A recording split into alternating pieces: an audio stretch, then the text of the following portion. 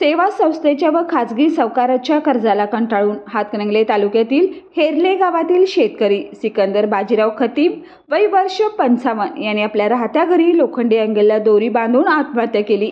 ही घटना आज सकाळी 10 वाजण्याच्या सुमारास घडली। याबाबत अधिक माहिती अशी की मयत सिकंदर खतीब याचे हेरले गावातील बारगर गल्लीत पिण्याच्या पाण्याच्या तळ्याजवळ घर आहे। गावातील एका संस्थेत त्याने 50,000 रुपयाचं कर्ज घेतलं होतं। तसेच त्यांनी काही सावकाराकडून 1 लाख रुपयाचं कर्ज घेतलं होतं। हे कर्ज देता येत नसल्याने त्याने आज आपल्या राहत्या घरातील खोलीमध्ये लोखंडी अँगलला दोरी बांधून आत्महत्या केली। त्याची पत्नी त्याच्या खोलीमध्ये गेली असता त्याने गळफास लावून घेतल्याचं समजलं। तिने आरडाओरडा केल्यानंतर त्याच्या नातेवाईकांनी त्याचा गळफास काढून त्याला उपचारासाठी कोल्हापूरच्या शासकीय रुग्णालयात घेऊन जात असतानाच उपचारापूर्वी त्याचा मृत्यू झाला।